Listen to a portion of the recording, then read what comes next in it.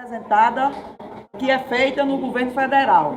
E na questão da alíquota, se retirou as seguintes entidades: o SINSP, o SINAI, o Sinde Saúde, o Sinde Justiça, o Sintauerne, o Sindecom, o Sinte, a Duerne e o Sinterne, a SOERN, que é a Associação dos Odontólogos do Estado. Nós não iremos discutir retirada de governo e retirada de direito com o governo. Não se negocia o inegociável. E a greve será mantida? A greve será mantida. Nós convocamos todos os servidores ativos, aposentados e pensionistas de todos os poderes. Aí não é só uma tarefa do executivo, é dos servidores do judiciário, é dos servidores do legislativo, é dos servidores do Ministério Público e do Tribunal de Contas. É uma greve dos servidores públicos de todos os poderes, ativos, aposentados e pensionistas. Vamos defender os serviços e os servidores públicos. A questão de alíquota, como os demais pontos da reforma, ele não é uma questão, uma faculdade de nenhum governador, não, de nenhum governante, nem da governadora do Estado do Rio Grande do Norte, por ela também não fazia. Né? É bom vocês lembrarem que a gente passa o tempo todo batendo contra essa reforma e ela continua ruim, claro que ela continua ruim. O que a gente tem hoje é uma emenda constitucional, que é a emenda 103, que estabelece a obrigatoriedade, sim. Se você procurar obrigatoriedade lá no texto da lei, você não vai encontrar. Mas se você for lá na alteração do artigo 167 e pegue lá o inciso 8º, que ele vai estar lá dizendo que se o Estado não se adequar à questão do déficit atuarial, ele não receberá o CRP, que é o Certificado de Regularidade Previdenciária. E com isso, ele fica impedido de receber transferência, de receber, de fazer empréstimo, de receber. Então, é uma obrigatoriedade. Secretário, os servidores questionam que você só teria obrigação de aumentar até 14%, que não precisaria aumentar até 18%. Olha, se o Estado não tivesse déficit atuarial, talvez sim. Mas o que o artigo diz lá é que se não se adequar ao déficit atuarial, o Estado tem sim um déficit financeiro de 140 milhões mês e tem um déficit atuarial de 50 bilhões, como já foi apurado pelo Tribunal de Contas. Então isso significa dizer que há uma obrigatoriedade sim de se fazer isso. E tem entidades que falam que não vão negociar, não vão participar dos próximos debates. O que vai ser feito? Tem encaminhado para a Assembleia mesmo? Sim? O projeto, o Estado do Rio Grande do Norte é o único estado do Brasil que fez esse debate, ou pelo menos que está tentando fazer esse debate, certo? Então, se caso os sindicatos não quiserem participar, a proposta vai de qualquer maneira para a Assembleia, porque tem que ir. Existe um prazo para isso. Esse prazo é até julho. Até julho, a reforma dos estados ela tem que estar feita. Se não tiver, também pode procurar na emenda 103, que lá tem um artigo que diz que o governo federal fará. É o parágrafo 22 do artigo 40. Então, quem não se adequar até lá, a União fará. E fará na forma como está na 103 e não com essas modulações que o governo do estado está tentando dar. O que é que mudou desde aquela primeira proposta apresentada no ano passado para essa que está sendo apresentada agora? A alíquota dos aposentados, a alíquota dos ativos, o que é que mudou? A alíquota tem evoluído, a questão da alíquota tem evoluído, não foi fechado ainda, mas tem evoluído. A questão da idade, a questão do tempo também tem evoluído, isso já está definido. Qual é a na idade? proposta. Qual é a idade? A idade seria 50, que lá está 57, seria 55 para a mulher. Dentro da cidade, 55 para a mulher. A governadora não aceitou nunca essa questão de aumentar 5 anos para o homem e 7 anos para a mulher. Então, esses 2 anos a mais foram cortados na proposta que está sendo apresentada pelo governo. Assim, modulação. E de quanto é o rombo na Previdência hoje do Estado? Depende do rombo que você está falando. Se for o déficit financeiro, né, vamos fazer uma divisão aqui, o déficit financeiro é aquele que falta no mês para cobrir a folha. O déficit atuarial é aquele que falta para pagar. Se fosse pagar hoje a todos os servidores que estão vinculados ao regime. Então, o déficit financeiro, ele é hoje de 140 milhões, ou seja, o que a Previdência arrecada, ainda fica faltando 140 milhões para completar a folha que a Previdência paga.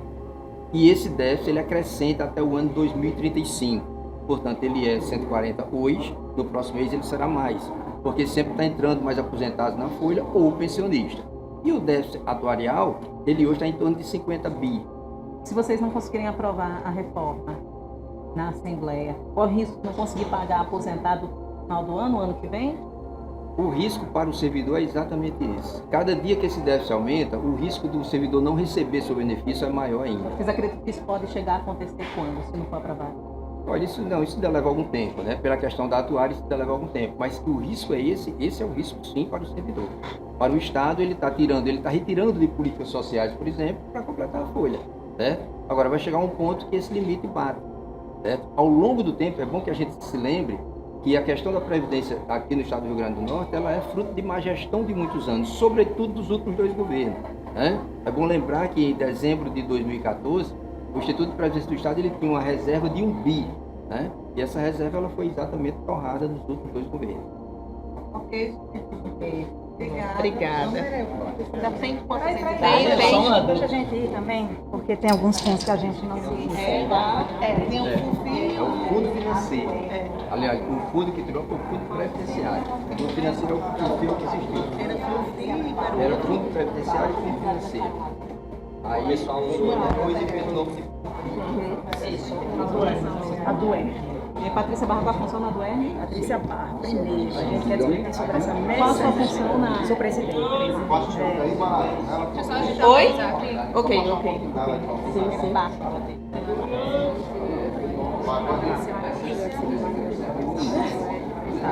Sonora com Patrícia Barra, presidente da Assembleia, então a posição aí, né, da entidade diante do que foi proposto aí. Bom, em primeiro lugar, o governo está falando uma obrigatoriedade de reforma.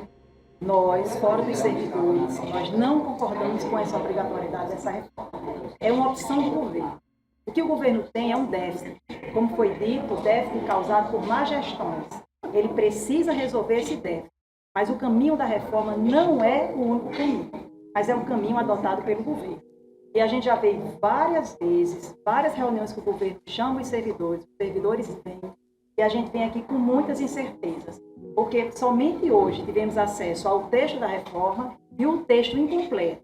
O ponto mais importante, que é a alíquota, está em branco no texto.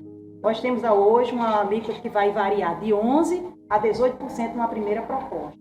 Agora a gente não sabe qual é o discurso dessa lei.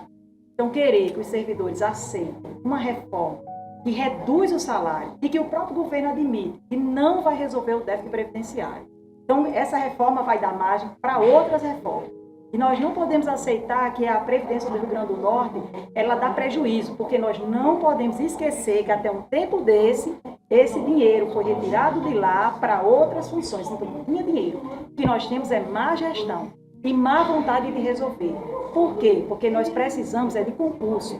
Enquanto isso, o governo faz a opção de terceirização. Então, fora dos servidores, ele não se nega a negociar. Nunca a gente se negou.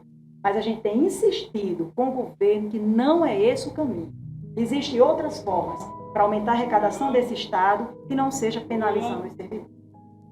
O governo do Estado do Rio Grande do Norte, a minuta referente à reforma da Previdência do Estado, ou como a gente denomina, a contra-reforma ou desmonte da Previdência do Estado.